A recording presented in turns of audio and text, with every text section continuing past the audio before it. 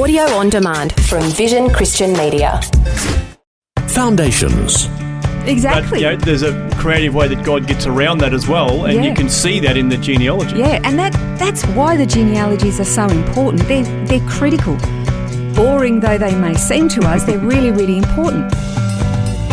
Foundations. Understanding the Jewish foundations of our Christian faith. With Robbo Robinson and Mandy Warby.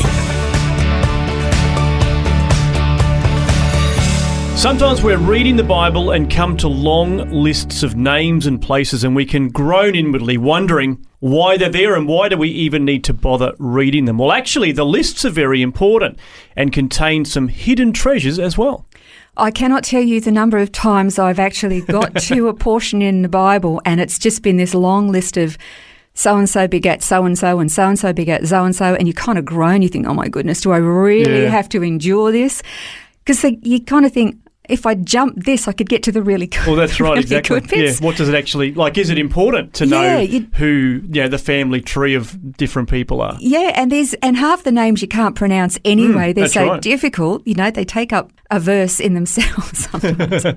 But they are actually very, very important. And the genealogies, in spite of how boring that they actually give us a great deal of information about Jewish history, about the continuity of tribes and family lines and what they did, what the political situation was, the spiritual environment in which they live, because they mentioned in other stories, not just in the genealogy. So they really give you a lot of. They give you help with understanding timelines. Well, that's right. Yeah, when certain things happen, it makes sense if you think, well, that's the person here, and that relates to that. So it can all the pieces of the puzzle can fit sometimes. Absolutely, you get this incredibly detailed picture. It's just that they're so dry and boring to read through. It's really frustrating. Sometimes they can even appear to be a little bit conflicting. In fact, there are two genealogies listed in Scripture that a lot of people, critics of the Bible in particular, want to be pretty aggressive, saying, see, you can't trust this. They're different. Mm-hmm. And they're actually the genealogies of Jesus. Well, that's right. I mean, they're in two different books of the Gospels. You got Matthew and Luke that give the genealogies. Mm-hmm. But you're right. I mean, obviously, Matthew 1 gives one genealogy. Luke 3 gives another, but they are completely different people. But people may not realise on a surface glance that one is actually the genealogy through Jesus' mother, and the other one is through his father. So it's actually, would be different lines naturally. But I guess it's interesting that they, also give different sides to Jesus, because obviously his divinity, but also his, kingly mandate being through the line of David. Absolutely. And the thing is, because Mary and Joseph were both of the tribe of Judah, which was required. But also, because they're connected to different families, both family lines still go through King David.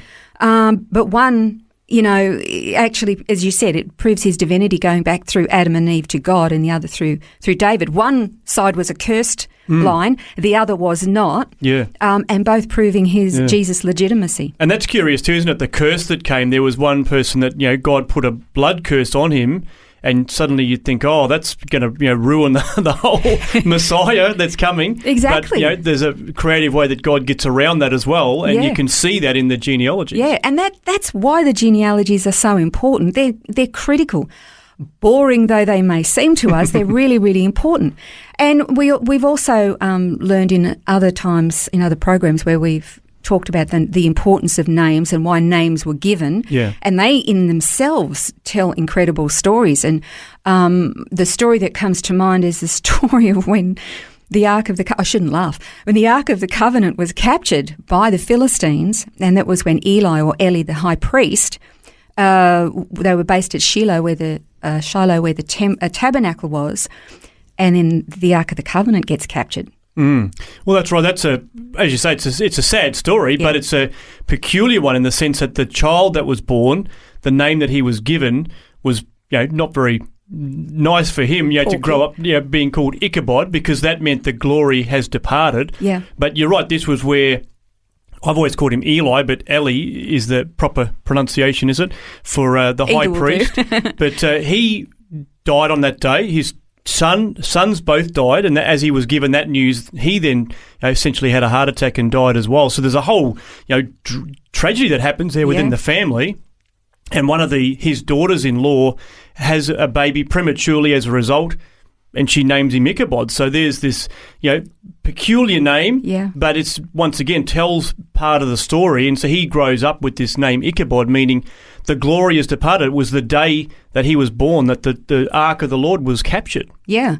I mean, again, this poor kid's got to live with this name, but he is this pivotal point in history, his birth, and it tells this historical event that took place that is part of Israel's, early history, early years. So they're very, very important. So I wanted to then move forward just a little bit and look at another genealogy. Actually, I want to go back in time, not forward. I want to go back in time to another genealogy.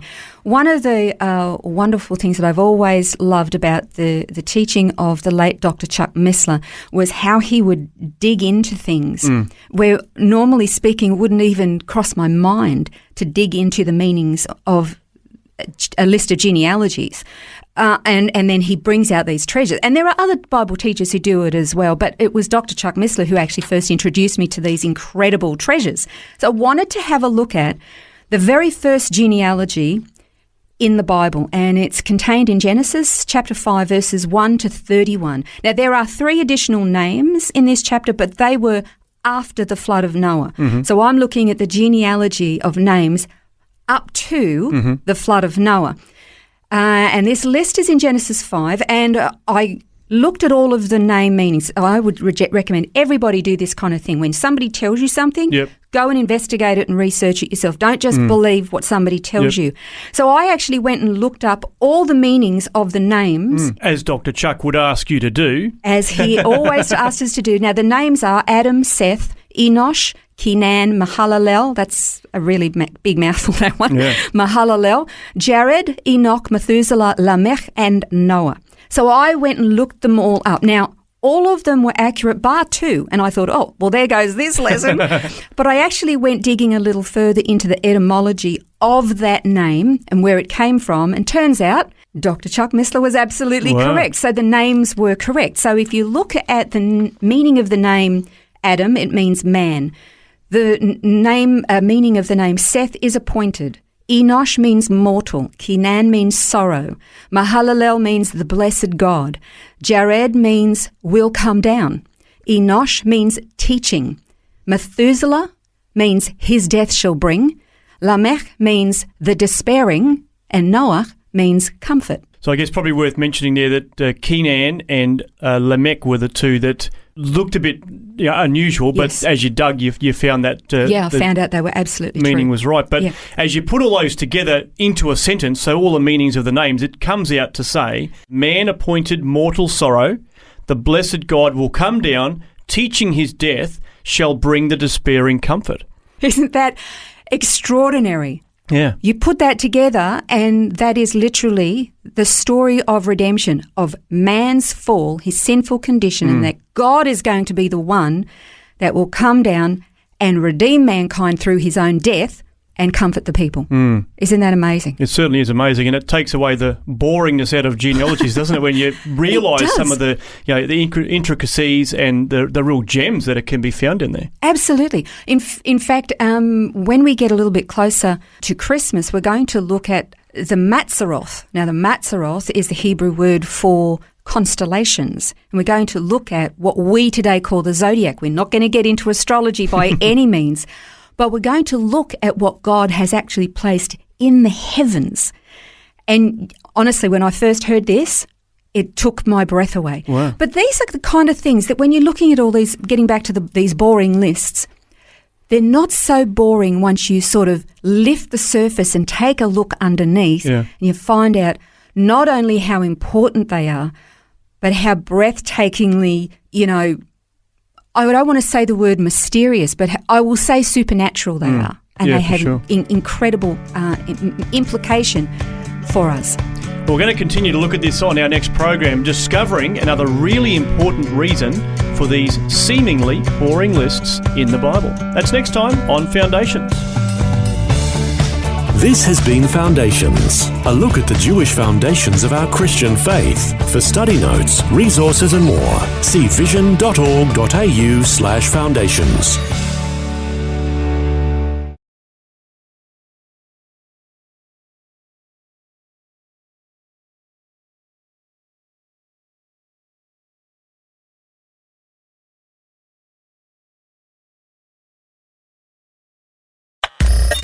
Thanks for taking time to listen to this audio on demand from Vision Christian Media. To find out more about us, go to vision.org.au.